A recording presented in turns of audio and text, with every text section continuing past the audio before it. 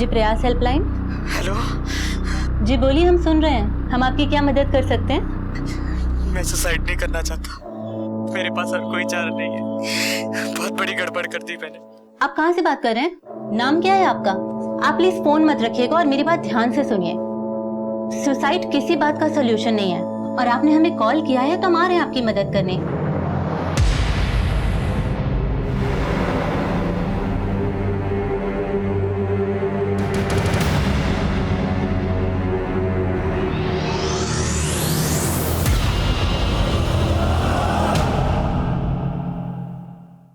नमस्कार, आदाब।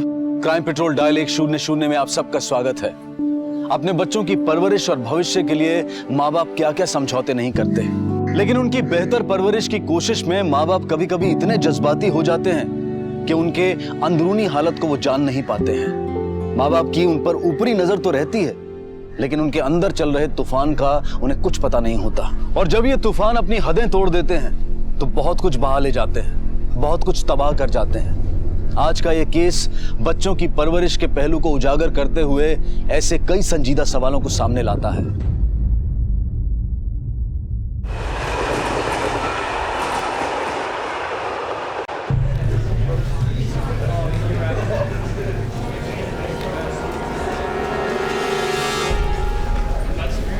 Excuse me, एक मिनट। Excuse me. ये देख, ये रहा केशव यादव 98.2%। अरे वाह भाई, फिर से टॉप मारा तूने। अब और भाई तुम्हारा? यहाँ चेक करने दे।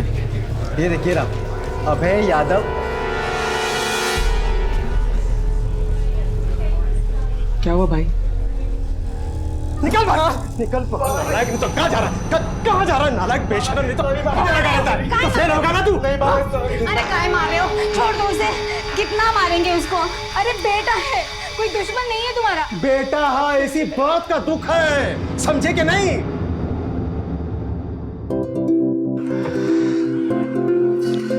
राजकुमार भैया, लीजिए मुंह मीठा कीजिए। सुरेश भाई, आपका बेटा तो टॉपर है। आप बड़े किस्मत वाले हैं जो आपको ऐसा बेटा मिला। अब उससे सैंडविच की दुकान तो लगवाएंगे नहीं, है ना? देखिएगा एक दिन बहुत बड़ा नाम करेगा।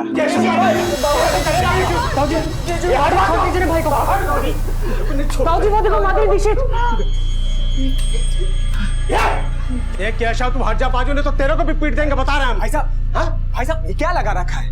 बाहर तक आवाज आ रही, लोग सुनेंगे तो क्या कहेंगे? अरे सुनते तो सुने, हमको क्या करना है भाई? अरे तुम्हारा बेटा तो पास हो गया, तुम तो खुश हो। एक साथ डबल प्रमोशन लिया है और ये फेल हो गया। नालायक, इसको छोड़ेंगे नहीं आज। चप्पल। भाई साहब, इस तरह मार पीट करने से थोड़ा वो पास हो जाएगा। केशव पढ़ाएगा ना उसको, अच्छे नंबर से पास होगा। भाई क्या कर रहे हो तुम? सुसाइड। पागल हो गए हो क्या? उठो, जल्दी उठो। आप ताऊजी घर में इंतजार कर रहे होंगे। चलो केशव, तू जा ना, मुझे अब इस दुनिया से ही उठना है। मैं इस दुनिया में रहने के लायक नहीं हूँ। तू स्मार्ट है यार, इंटेलिजेंट है। मैं ना तो इस दुनिया में रह सकता हूँ और ना ही जीते जी जिंदगी भर अपने बाप के चप्पल खा सकता हूँ। तुम सचिन तेंदुलकर और अंबानी से कम नहीं हो। तुमको पता है, वो टैलेंट पे हीरो और पढ़ाई में जीरो है। और ना वापिस से ऐसी बात की ना तो सच में धक्का दे दूंगा आपको। चलो। देखो, तुम्हारे साथ जो भी हुआ है वो तुम्हारी जिंदगी से ज्यादा जरूरी नहीं है। मुझे तो मेरी जिंदगी जरूरी नहीं लग रही। जरूरी है तुम्हारे माँ बाप के लिए, उन लोगों के लिए जो तुमसे प्यार करते हैं। देखो मेरी बात सुनो, तुम उनके लिए बहुत इम्पोर्टेंट हो और अगर तुम ही नहीं रहोगे तो उनकी तो सारी दुनिया उजड़ जाएगी। हाँ, आप ठीक कह रही हैं। Hello hello. The number you have called is currently switched off. Hello hello police. Sir इस नंबर से एक लड़के ने प्रयास सुसाइड हेल्पलाइन पे फोन किया। वहां के ऑफिसर जब उससे बात कर रहे थे तो लाइन बीच में डिस्कनेक्ट हो गई। ना उसने नाम बताया अपना, ना ही location. The number you have called is currently switched off. फौरन इस नंबर की डिटेल्स निकलो और अर्जेंट बेसिस पर नेटवर्क कंपनी को फोन की लास्ट लोकेशन ट्रेस करने के लिए बोलो।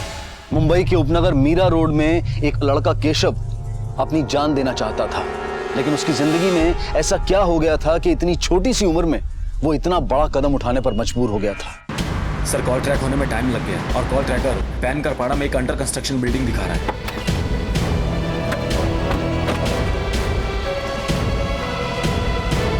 सर ये लड़का तो 15-16 साल का लग रहा है, लेकिन सिम कार्ड तो किसी सुरेश यादव के नाम पर रजिस्टर्ड है, जिसकी उम्र 40 साल है। तो फिर ये हो सकता है वो नंबर इसके किसी जानने वाले के नाम पे रजिस्टर्ड है। सर इसके पेट और पीठ पर कोई भी चोट का निशान नहीं है, लेकिन खून फिर भी है। और इसके नाखूनों में भी खून है। चलो ऊपर देखते हैं, तुम यहीं देखो।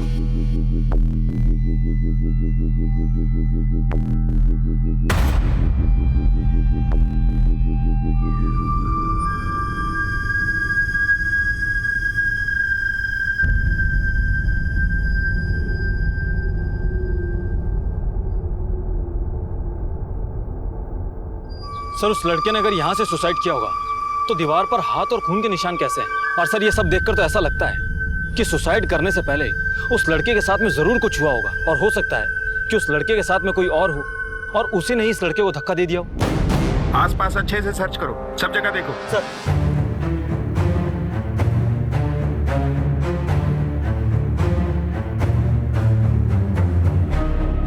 फोन की बैटरी डेड है, शायद इसी फोन से उसने हेल्पलाइन वाले नंबर पे कॉल किया होगा। सर ये खून से भरी टी शर्ट मिली है। सर उस लड़के ने सुसाइड हेल्पलाइन पर फोन किया था, लेकिन ये एविडेंस देखकर तो ऐसा लग रहा है कि हादसे को एक अलग ही मोड़ दे रहे हैं। सुरेश यादव, जिसके नाम पे ये सिम रजिस्टर्ड है, उससे मिलना होगा। बॉडी को पोस्टमार्टम के लिए भेजो और आसपास के लोगों से पूछताछ करो।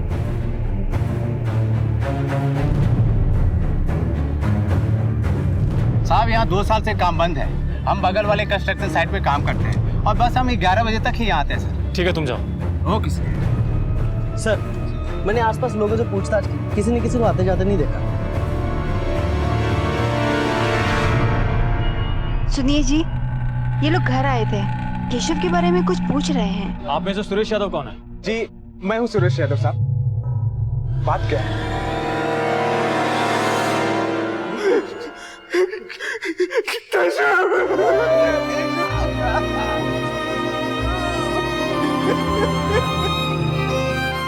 रात में केशव ने सुसाइड हेल्पलाइन पे कॉल किया था। जब हम वहां पहुंचे तो हमें उसकी लाश मिली, लेकिन उसके शरीर पे खून था।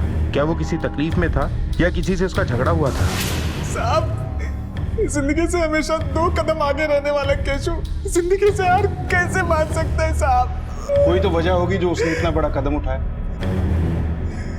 जब आप लोगों को केशव की बातों में कोई परेशानी दिखाई दी या किसी से कोई अनबन? अभी तो उसने सर क्लास में टॉप किया था। केशव यादव 98.2%। अरे वाह भाई, फिर से टॉप मारा तूने। हमको नहीं लगता कि उसके साथ किसी की कोई दुश्मनी होगी। साथ ये अब है उसका बड़ा भाई पवन भाई साहब का बेटा, दोनों एक ही क्लास में थे। 2 साल पहले उसका डबल प्रमोशन हुआ था। अबे पिछले कुछ दिनों में तुमने केशव के मूड में कुछ बदलाव देखा था या कॉलेज में किसी से कोई दुश्मनी? नहीं सर, केशव ऐसा लड़का था ही नहीं कि जिससे कोई दुश्मनी कर सके। सर सबका दिल जीत लेता था वो। अच्छा, आखिरी बार कल रात को केशव को आपने कितने बजे देखा था? कल रात 9:30 बजे जब हम सब लोग खाना खा रहे थे। लो बेटा, ये गुलाब जामुन हम तुम्हारे लिए बनाए हैं गर्मा गर्म, खा लो। थैंक यू ताई। अच्छा, कल रात को केशव उस अंडर कंस्ट्रक्शन साइट पे क्यों गया था? सर वो हमारा अड्डा है। हम अक्सर वहाँ जाया करते थे टाइम पास करने के लिए और मन की बातें शेयर करने के लिए। अबे क्या केशव का कॉलेज में किसी से लड़ाई झगड़ा या कोई दुश्मनी थी या फिर उसकी कोई गर्लफ्रेंड? नहीं सर, केशव की कोई गर्लफ्रेंड नहीं थी। सर ये रही केशव की पोस्टमार्टम रिपोर्ट। सर रिपोर्ट के मुताबिक केशव की मौत बिल्डिंग से नीचे गिरने पर हुई थी और बिल्डिंग की ऊंचाई करीबन 50 से 60 फुट रही होगी और मौत का टाइम है सुबह 3:30 से 4:30 के बीच। और बॉडी पर जो खून था उसकी रिपोर्ट आई? केशव की बॉडी पर कुछ स्ट्रगल मार्क्स हैं, लेकिन कई जगह बिना किसी घाव के भी खून था जो केशव का नहीं था। जो शर्ट पर खून लगा था, जो दीवार पर हाथ के निशान वाला खून था, वो केशव का नहीं था, लेकिन दीवार पर जो हाथ के निशान थे वो केशव के ही थे। गावड़े, कहीं ऐसा तो नहीं कि उस जगह पर केशव की किसी से लड़ाई हुई हो और हाथापाई के दौरान उस शख्स ने केशव को बिल्डिंग से नीचे धक्का दे दिया? सर ये भी तो हो सकता है कि उस हेल्पलाइन नंबर पर केशव को किसी ने जबरदस्ती कॉल कराया हो ताकि मर्डर को आसानी से सुसाइड का रूप दिया जा सके।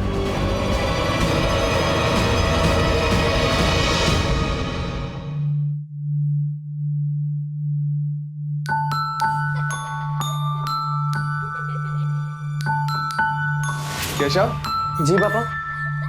ये तूने नई किताब मंगाई थी ना, ये ले। थैंक यू पापा। सर केशव के कॉल डिटेल से ये तो साफ है कि वो इतना ज्यादा किसी का टच में नहीं था, लेकिन उसकी फोन मेमोरी में कुछ अश्लील फोटोज और वीडियोस मिले। केशव के बारे में जितना जाना है उनसे ऐसा लगता तो नहीं कि वो इन सब बातों में था। और सर केशव के कॉल डिटेल्स के हिसाब से केशव रात को 1:30 बजे अपने घर से निकला था। हो सकता है वो किसी कॉल गर्ल से मिलने निकला हो या फिर उसकी कोई गर्लफ्रेंड हो जिसके बारे में कोई नहीं जानता। सर कहीं ऐसा तो नहीं कि केशव के घर वाले हमसे कुछ छुपा रहे हैं? हो सकता है केशव के दोस्तों, उसके पड़ोसियों और उसके कॉलेज में पूछताछ करो, जरूर कोई ना कोई सुराग मिलेगा। Yes sir.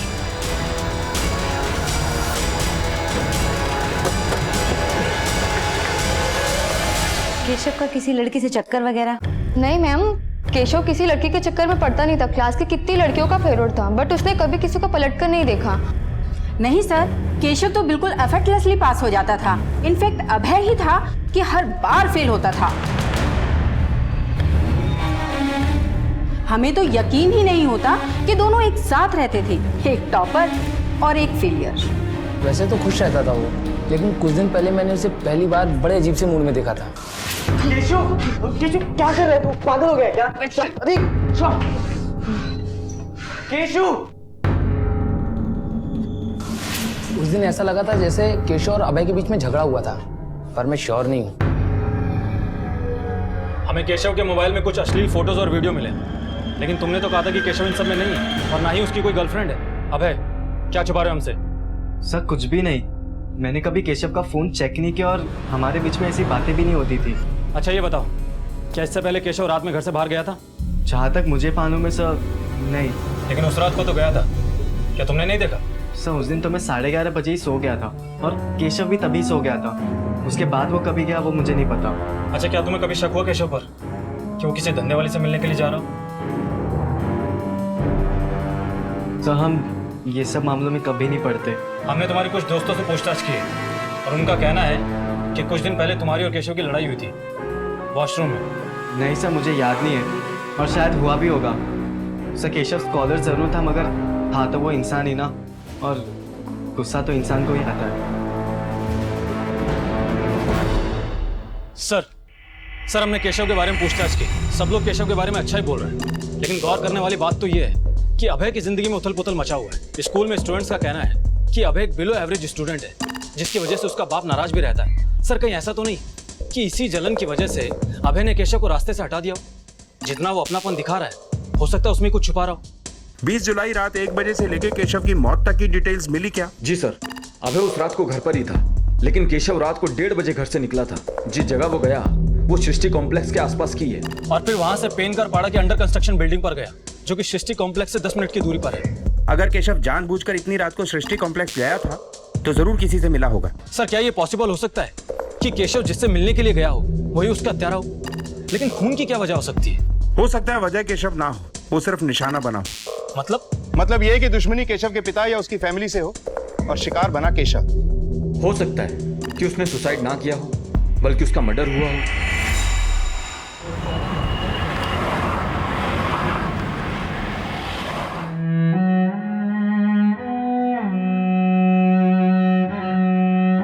देवर जी कुछ खा लीजिए, कल से एक दाना भी नहीं खाए हैं।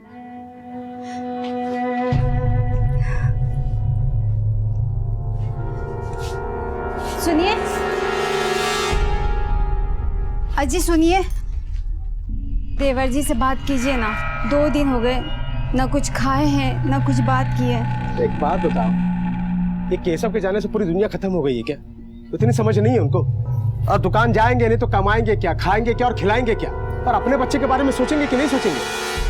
देखो हटो, बाजू जाने दो हमको, चलो। क्या तुम लोग भी सब पता नहीं क्या करते रहते। पुलिस ने इस केस के एक एक पहलू को पलटना शुरू किया। केशव की मौत की जगह और उसकी रोजमर्रा की जिंदगी को बारीकी से टटोलना शुरू किया। केशव के मोहल्ले और आसपास के इलाकों में केशव से जुड़ी हर जानकारी इकट्ठा की जाने लगी। सर मैंने केशव और उसकी फैमिली के बारे में पूछताछ की और पूछताछ के दौरान एक बात पता चली है। सुरेश से किसी बाहर वाले से कोई दुश्मनी नहीं थी, बल्कि अपने भाई पवन से पिछले 5-6 महीनों से छोटी मोटी बातों पर लड़ाई होती रहती थी। जिस दिन केशव की मौत हुई थी उस दिन भी पवन दुकान पर लेट आया था। कहीं ऐसा तो नहीं कि इस सब में पवन का हाथ हो? अपने छोटे भाई सुरेश से अनबन रहती थी, अपने बेटे अभय से परेशान था, और इस सब की वजह कहीं ना कहीं केशव था। और इसीलिए इस खटास की वजह केशव बना है। कैसी लड़ाई साहब? देखिए साहब, किसी ने आपको गुमराह किया है। शायद इस वक्त तुम हमें गुमराह करने की कोशिश कर रहे हो। हमारी खबर बिल्कुल पक्की है। अब तुम बताओ कि माजरा क्या है।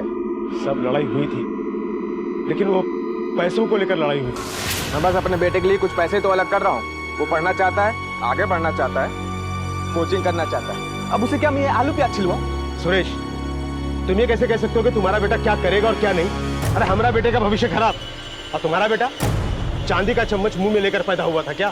दुनिया को पता है कि केशव की बराबरी अभय नहीं कर सकता, समझा? सब सुरेश मेरा छोटा भाई है, ये दुकान भी उसी की है। इसी दुकान से हमारा घर चलता है। जिस तरह सुरेश के मन में अपने बेटे केशव को लेकर सपने हैं, उसी तरह मेरे मन में मेरे बेटे अभय को लेकर सपने हैं। लेकिन सुरेश केशव की पढ़ाई के लिए यहाँ के सारे पैसे साइड में कर लेता। 20 जुलाई की सुबह 1 से 4 बजे के बीच में तुम कहाँ थे? घर पे था। नहीं, थोड़ी देर के लिए बाहर गया था मैं। वो शांति गार्डन के पास में बार है ना, वहां पे।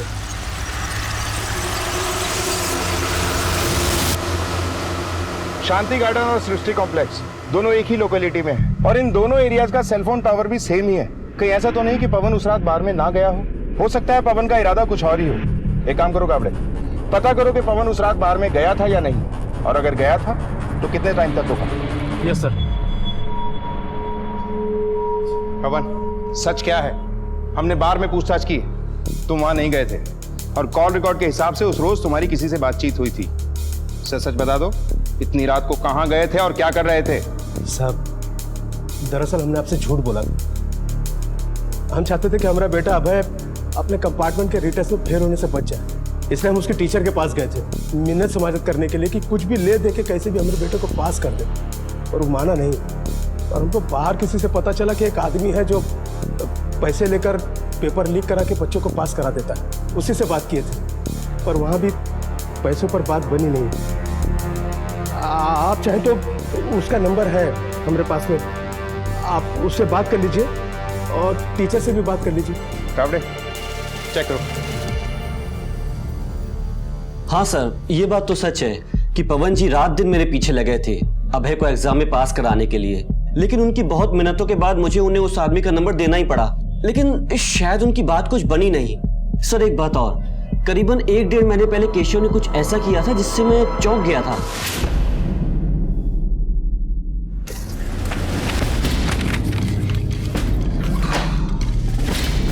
केशव? लेकिन सर उसमें मैं श्योर नहीं था, इसीलिए उस वक्त इस बात का जिक्र मैंने किसी से भी नहीं किया।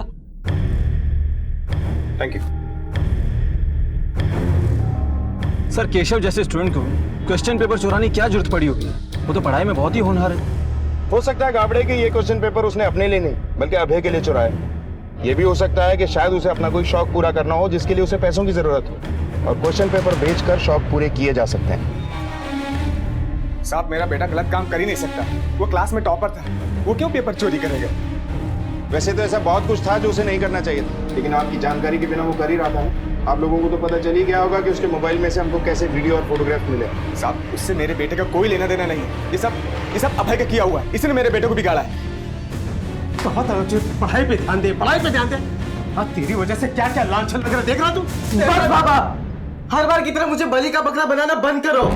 ये सब मेरे कान नहीं थे, केशव के कान थे, और जो कुछ भी हो रहा था वो सब चाचा जी की वजह से हो रहा था। केशव अपनी जिंदगी में कुछ करना चाहता था। 15 साल की उम्र में 15 किलो का बोझ पीठ पे देकर 18 साल के लड़कों के बीच में बिठा दिया गया उसे। उसके सपने थे कुछ, लेकिन चाचा जी को ये सब पसंद नहीं था ना। बेटा, पूरी जिंदगी सड़क किनारे बस यही सुनते हुए गुजार दी कि सुरेश एक टोस्ट सैंडविच देना। मैं भी कुछ जीवन में बनना चाहता था पर नहीं बन पाया। पर बेटा, तू मेरी शान है। मैं दुनिया को फख्र के साथ कह सकता हूँ कि तू टॉपर है। लेकिन ये जो स्कूल के बाद तू लड़के लड़कियों से मिलता है ना, ये बंद कर दे। यही टाइम तू पढ़ाई में ध्यान दे, ठीक है? जी। बाहर से सिर्फ 2 वर्ड बोलता था वो, जी पापा, लेकिन अंदर से ज्वालामुखी बन चुका था वो। हर बार सिर्फ पढ़ाई पढ़ाई पढ़ाई। अंदर का फ्रस्ट्रेशन दबाने में मुश्किल हो रही थी उसको, और इसी वजह से उस दिन वो कॉलेज में इतना गुस्सा हो गया कि वॉशरूम की दीवार पे अपना हाथ दे मारा उसने। आज हम क्वालिटी एजुकेशन से ज्यादा क्वांटिटी एजुकेशन पर फोकस कर रहे हैं। पर क्या सिर्फ अच्छे मार्क्स लाना ही जिंदगी में लायक होने का मापदंड है? केशव की मौत की गुत्थी अब भी अनसुलझी थी। शक की सुई धीरे धीरे इस कहानी के हर किरदार की तरफ घूम रही थी, लेकिन सवाल अब भी यही था कि केशव की मौत कैसे हुई और उसकी मौत की असली वजह क्या थी।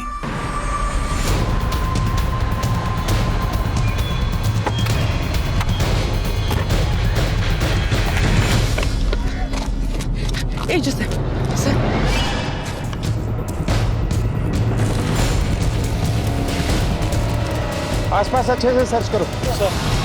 सर बॉडी को देखकर तो ऐसा लगता है कि 2 से 3 दिन पुरानी होगी, और इसके घाव देखकर ऐसा लगता है कि किसी ने इसकी चेस्ट के ऊपर हमला किया होगा। इसकी पॉकेट चेक करो।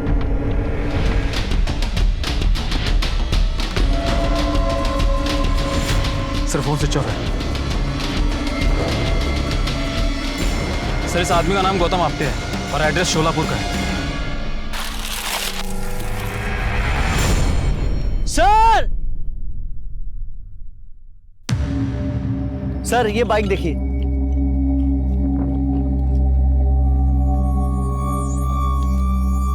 सर ये देखिए, किसी ने इसका हैंडल लॉक तोड़कर चोरी करने की कोशिश की है। ये पर्स मिला सर।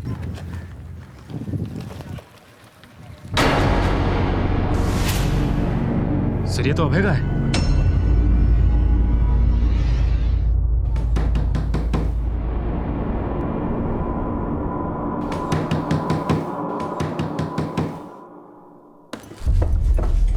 अबे कहाँ है? उसे फौरन बुलाइए, हमें उससे कुछ जरूरी बात करनी है। अभय तो घर पर नहीं है, कब का बाहर चला गया बगैर किसी को बताए। बात क्या है साहब? आप लोगों ने उसे फोन नहीं किया? उसका फोन छीन कर तो हम अपने पास रख लिए थे। वो इधर है, ये देखिए, ये फोन है उसका। आपने ये फोन उससे कब लिया? 19 तारीख की रात को, उसके सोने से पहले। अरे दिन रात फोन में लगा रहता है और पढ़ाई में फेल होता रहता है, इसलिए छीन कर हम अपने पास रख लिए थे। तो सर इसी वजह से उस रात को इस फोन का लोकेशन यहाँ का बता रहा था। बात क्या है? अभय ने क्या किया है? मतलब आप उसको ढूंढ क्यों रहे हैं? अभी अभी हमें एक लाश मिली जिसकी कुछ ही दूरी पर अभय का ये वॉलेट और आईडी कार्ड मिला है।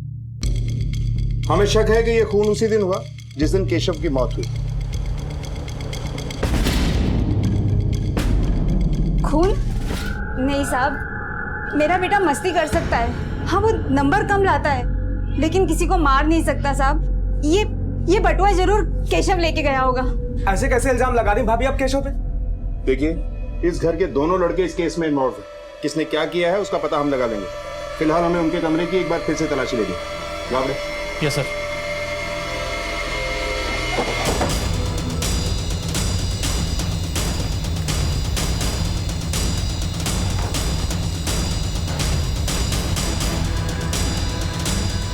सर अभय के बैग से अबॉर्शन पिल्स मिले। ये गोली अभय के बैग में क्या कर रही है?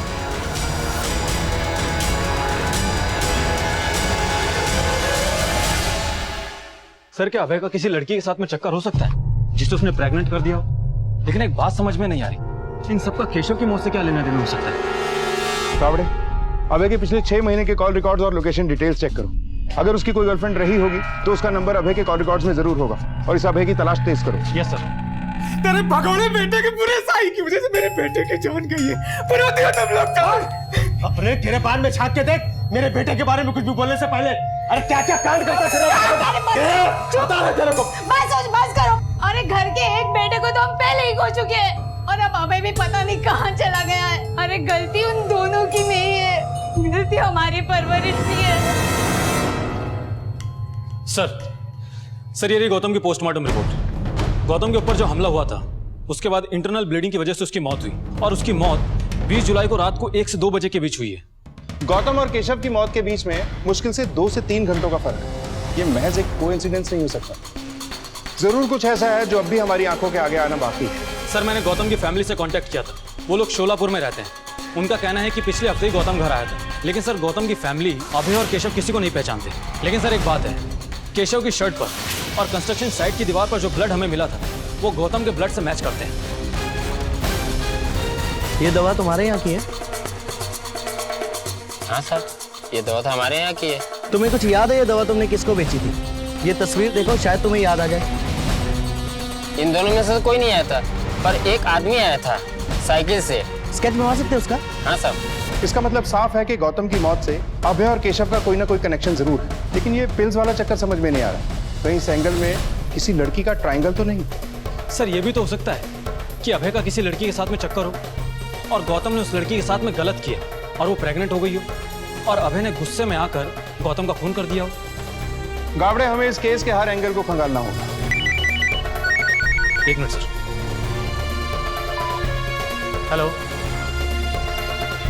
ठीक है सर, पता चल गया कि वो अबॉर्शन पिल्स किसने खरीदी थी। तुमने केशव को अबॉर्शन पिल्स लेके दी थी। अब बात को छुपाने का कोई फायदा नहीं। हाँ साहब, मैंने उसे दवा लाके दी थी। मेरे पास और कोई दूसरा रास्ता नहीं था उस बात को दबाने के लिए। ये लीजिए भाई साहब। पापा, मुझसे बहुत बड़ी गड़बड़ हो गई पापा। मेरी वजह से एक लड़की प्रेग्नेंट हो गई है। चल इधर आ, चल। क्या किया तुमने? ये बात किसी को पता नहीं चलनी चाहिए। जी पापा। हम लोग दिन रात मेहनत करके 2 वक्त का खाना जुटाने वाले लोग हैं। सोचा केशव का भविष्य खराब ना हो, इसलिए हमने अबॉर्शन की गोली उसको लाके दी। जाके उस लड़की को खिला दे और मामला यहीं दफन कर दे। मैं नहीं जानना चाहता कि वो कौन थी और ये सब क्यों हुआ। मैं नहीं जानता कि उसके बाद क्या हुआ। हम तुम्हारी बात पे भरोसा कैसे कर लें? हो सकता है तुमने केशव को मारा, क्योंकि उसने तुम्हारे सारे सपने चकनाचूर जो कर दिए थे। ये क्या कह रहे हैं साहब? मैं अपने बेटे को क्यों मारूंगा? मैं तो चाह रहा था कि उसका भविष्य ना खराब हो, इसीलिए मैं उसे इस मुसीबत से बचाना चाह रहा था। गावड़े, ये लड़की आखिर हो कौन सकती है जो अभय और केशव दोनों से कनेक्टेड थी?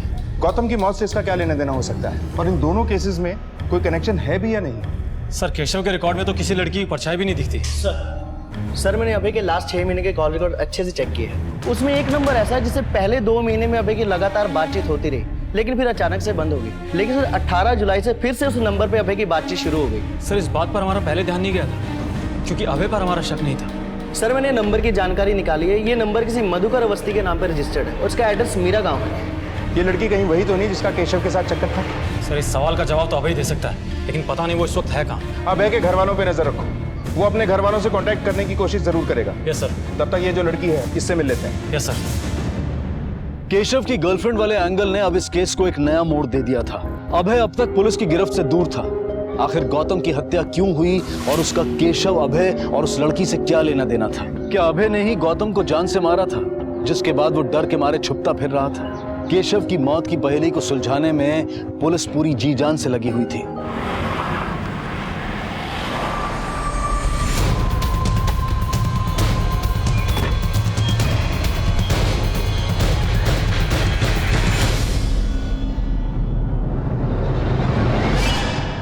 रश्मि। जी सर। कौन से कॉलेज में पढ़ती हो तुम? प्रशांत जूनियर कॉलेज। सर इसी कॉलेज में तो अभय भी पढ़ता है। लेकिन क्या हुआ सर?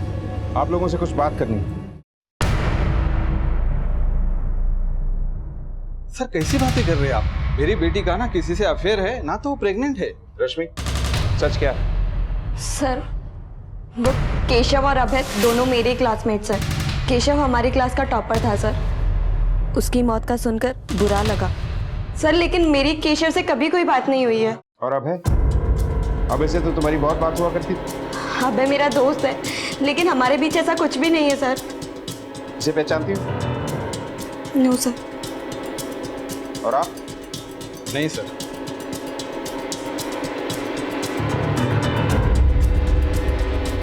सर मुझे तो ऐसा लग रहा है कि रश्मि झूठ बोल रही है। फौरन रश्मि के मेडिकल टेस्ट के लिए कोर्ट से ऑर्डर लेकर, तभी दूध का दूध और पानी का पानी होगा। क्या जरूरत थी तुझे अपने लड़के से दोस्ती करने की? आज तेरी वजह से पुलिस हमारे घर तक आ गई और लड़के वालों ने रिश्ता तोड़ दिया। तुझे मालूम है, अगर ये शादी हो जाती तो मेरा सारा कर्जा माफ हुआ होता। अब आप यहाँ किस लिए आए हैं? आपकी बेटी रश्मि को मेडिकल चेकअप के लिए ले जाने आए हैं। ये रहे कोर्ट के पेपर्स। ये किस बात के लिए टेस्ट है? हम रश्मि का ब्लड टेस्ट और सोनोग्राफी कराएंगे। अगर इसने 72 घंटे पहले अबॉर्शन की पिल्स खाई हैं तो हमें पता चल जाएगा कि ये प्रेग्नेंट थी। नेहा। अरे रुकिए, लेकिन अरे सर। सर ये रहा रश्मि के टेस्ट रिजल्ट। सर रिजल्ट में तो वो क्लीन निकली, ना तो कभी रश्मि प्रेग्नेंट थी और ना ही उसका अबॉर्शन हुआ था। यानी रश्मि सच बोल रही थी? सर अगर रश्मि प्रेग्नेंट नहीं थी तो फिर वो अबॉर्शन पिल्स किसके लिए थी? कहीं ऐसा तो नहीं कि सुरेश जिस लड़की के बारे में हमें बता रहा था वो कोई और ही हो?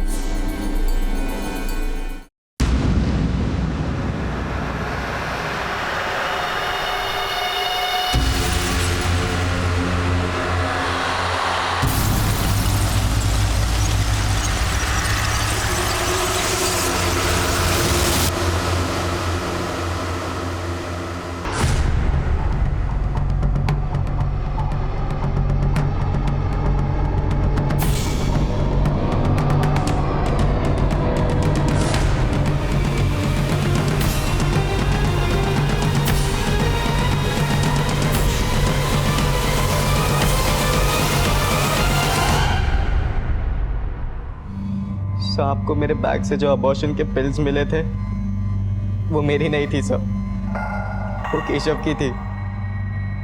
उसने अपनी गर्लफ्रेंड के लिए ली थी सर, और उस दिन वो मेरा बैग लेकर चला गया था, इसलिए वो बॉटल मेरे बैग में ही रह गई। गर्लफ्रेंड का नाम क्या है? रश्मि। कब से जानता था केशव रश्मि को? सर कुछ 2-2.5 महीनों से। सर वो दोनों मेरे ही फ़ोन से बात किया करते थे, क्योंकि सर चाचा जी केशव के मोबाइल का बिल भरते थे और केशव भी चाहता था कि उन्हें शक हो। सर वो दोनों हमारे अड्डे पर ही मिला करते थे और सर वो दोनों वहीं पर। भाई बोलना, ट्रू लव करता हूँ, फिजिकल होना गलत है भाई, अपना दिमाग चलाना, कुछ तो बोल। मैंने ना जोश जोश में सब कुछ कर डाला। 2-2.5 महीनों तक वो लगातार मिलते रहे सर। उसके बाद अभी कुछ दिन पहले ही रश्मि का फ़ोन आना बंद हो गया। तभी केशव बहुत परेशान रहने लगा था सर, क्योंकि रश्मि कॉलेज भी नहीं आती थी। मुझे अचानक से रश्मि का फ़ोन आया। हेलो सर, फ़ोन पर वो बहुत घबराई हुई सी लग रही थी। केशु। हाँ भाई। रश्मि का फ़ोन है। हेलो। फिर जब केशव रश्मि से बात करने लगा तभी केशव भी अचानक से घबरा गया और तुरंत वहाँ से चला गया, ये बोलकर कि वो हॉस्पिटल जा रहा है। फिर से कुछ घंटों बाद जब केशव वापस घर लौटा तभी वो काफ़ी घबराया हुआ था सर। क्या हुआ केशव? भाई सब कुछ खत्म हो गया। हुआ क्या वो तो बता। रश्मि प्रेग्नेंट है। केशव ने बोला कि वो इस बारे में चाचा जी को नहीं बता सकता है। चाचा जी ने उसे पहले से ही कुछ पिल्स दे रखे थे, और अगर वो चाचा जी को अबॉर्शन के बारे में फिर से बताता तो चाचा जी बहुत गुस्सा करते सब। तो तुम लोगों ने सोचा कि बाइक चोरी करके बेचोगे और उसी से पैसों का इंतजाम करोगे? हाँ सर, लेकिन एंड टाइम पर सब कुछ बिगड़ गया। देखिए एरिया में ना ही कोई सीसीटीवी कैमरा और ना ही कोई सिक्योरिटी गार्ड। फटाफट से बाइक चोरी करते हम निकलते हैं हम लोग।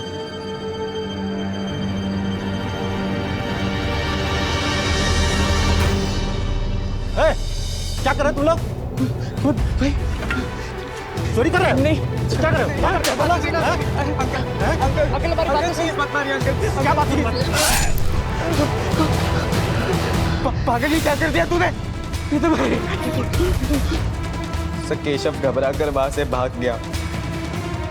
मैं श्योर था कि वो हमारे अड्डे पर ही गया होगा, लेकिन सर मुझे कुछ समझ नहीं रहा था कि मैं अभी क्या करूँ। तो मैंने उस आदमी की लाश को कूड़े में छिपा दिया और उसकी बाइक तो वहीं पर पीछे फेंक दी। स्क्रू ड्राइवर को कहाँ छुपाया तुमने? रास्ते में एक नाले में मैंने वो स्क्रू ड्राइवर फेंक दिया था। फिर वहाँ से मैं घर चला गया, पीछे के दरवाजे से अंदर जाकर चुपचाप से सोने का नाटक करने लगा। क्या गुजरी होगी केशव पर? कितना होनहार स्टूडेंट था और एक जरा सी गलती से उसने अपनी जिंदगी खत्म कर ली।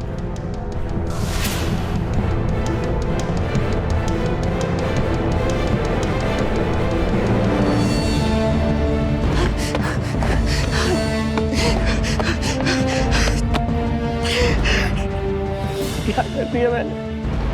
पहले रश्मि की प्रेगनेंसी, आदमी का खून, मुझे जेल हो जाए। बाबा मुझे मार देंगे, बाबा मुझे जान से मार देंगे।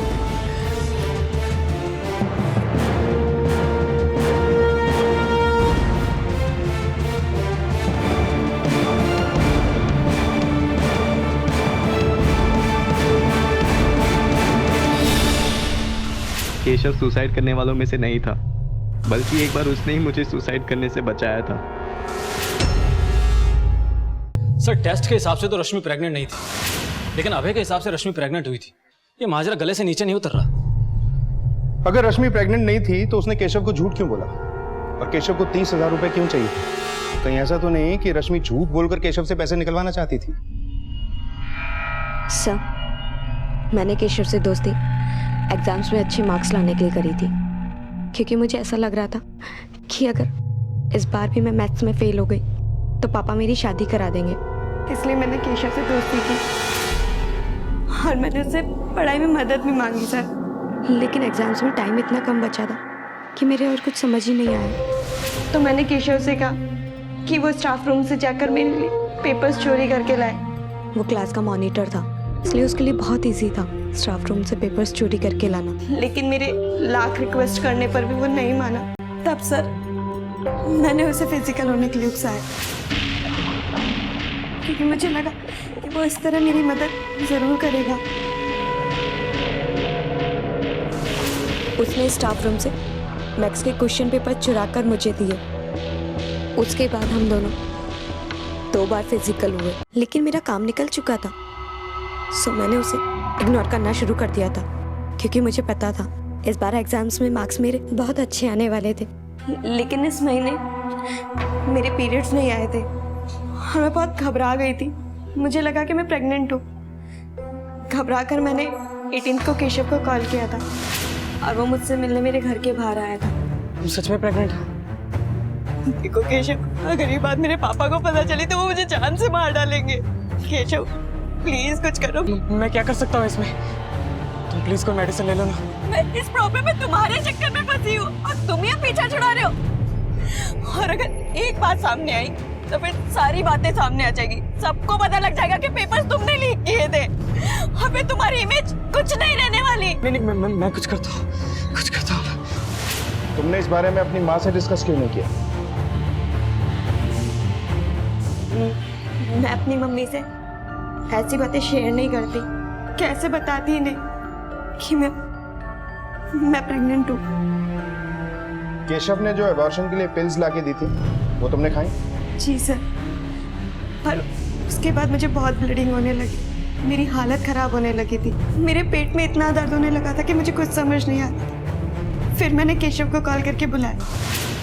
हम दोनों हॉस्पिटल गए। वहाँ के कंपाउंडर ने हमें और भी ज़्यादा डरा दिया था। वो कहने लगा कि 30,000 रुपये लगेंगे, प्रॉपर अबॉर्शन कर देगा। और उसने ये भी बोला कि ये सब कुछ चुपचाप करना होगा।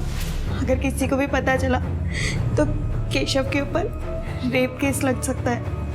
इस कंपाउंडर को उठा के लाओ। Yes sir. मारो मत, बताता था सब कुछ बताता। साहब वो बच्चे बहुत डरे हुए थे। मुझे लगा पैसे कमाने का अच्छा मौका है, और साहब उस लड़के को खून भी आ रहा था। इसका मतलब वो प्रेग्नेंट तो थी नहीं। मैंने उन लोगों को उल्लू बनाया और 30,000 रुपये मांगे, पर वो लोग वापस नहीं आए साहब। मैं सुसाइड नहीं करना चाहता, मेरे पास और कोई चारा नहीं है।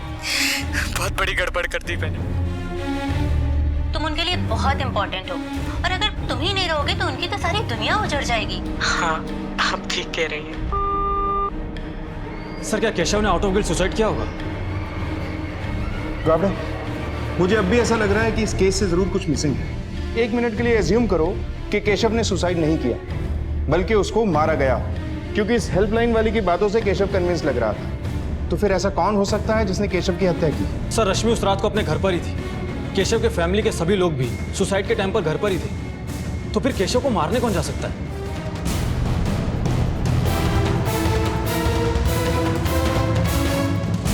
गाबड़े, शायद मुझे पता चल गया है कि केशव की हत्या किसने की है। अबे, उस रात गौतम का खून करके तुम अपने घर गए थे ना? जी सर। तो वो कपड़े कहाँ हैं जिस पर गौतम का मर्डर करने के बाद खून के निशान पड़ गए हों? और जब तुम घर गए तो घर पे कौन कौन मौजूद था? सच सच बता दो। अगर हमने उगलवाया तो तुम्हारे लिए अच्छा नहीं होगा। हम भला उसे क्यों मारेंगे? अभय ने हमें सब कुछ बता दिया है। तुम्हारी बेहतरी इसी में है कि तुम भी साफ साफ बता दो। बोलो, मतलब तुम ऐसे नहीं बोलो। नहीं साहब, बताती हूँ साहब, बताती हूँ साहब। केशव,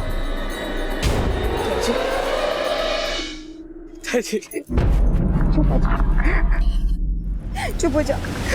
अभय ने मुझे सब कुछ बता दिया है, वो घर पर ही है।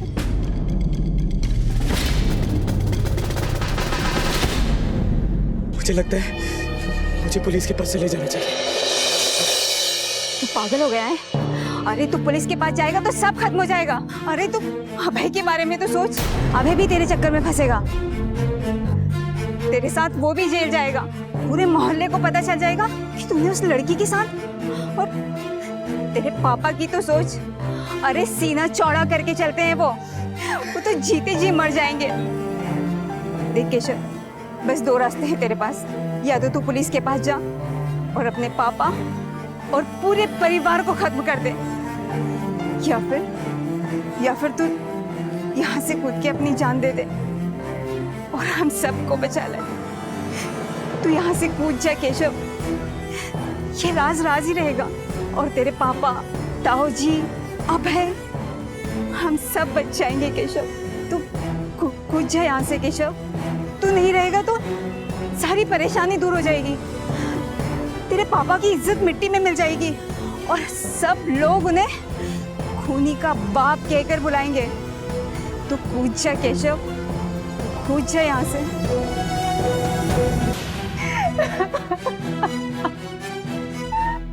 मैं स्वार्थी हो गई थी साहब, मैं नहीं चाहती थी कि मेरा बेटा इन सब चक्करों में पड़ के जेल जाए। मैं तो केशव को मारना भी नहीं चाहती थी साहब। माँ तो निस्वार्थ होती है, जब स्वार्थी हो जाती है ना तो सबसे पहले खुद का नुकसान करती है। इसकी जीती जागती मिसाल तुम हो।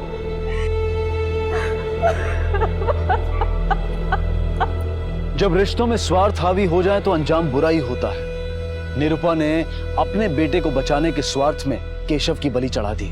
रश्मि भी केशव की मौत के लिए कम जिम्मेदार नहीं है। उसने केशव का इस्तेमाल करते हुए इस जुर्म की कहानी का बीज बो दिया। सुरेश ने कभी अपने बेटे केशव के मन की बात समझी ही नहीं। उसे आगे बढ़ना है, ये करना है, वो करना है, बस इसी में उलझा दिया और नतीजा ये हुआ कि केशव ने इस भंवर से उभरने के लिए मौत को ही गले लगा लिया। एक गलती को सुधारने के चक्कर में केशव और अभय एक और गलती कर बैठे और उनके हाथों कत्ल जैसा संगीन जुर्म हो गया। निरुपा और सुरेश अपनी परवरिश के गुमान में ही रहे। उन्होंने अपने बच्चों के साथ कभी ऐसे संबंध ही नहीं बनाए कि वो खुलकर अपनी बात उनसे कह सकें। याद रखिए, बेहतरीन परवरिश वो है जहां आप अपने बच्चों की क्षमता को देखते हुए उन्हें अपना पूरा सहयोग देते हैं। आपका प्यार, आपका सहयोग उन्हें विचलित नहीं होने देगा, हताश नहीं होने देगा, उन्हें सही रास्ते से भटकने नहीं देगा। इसी विचार के साथ अब मैं अनूप सोनी आपसे विदा लेता हूं। फिर मुलाकात होगी अगले एपिसोड में एक और चौंका देने वाले केस के साथ। तब तक अपना और अपने परिवार का ख्याल रखें और देखते रहें क्राइम पेट्रोल डायल 100। सबक एक को, सीख हम सबको। जय हिंद।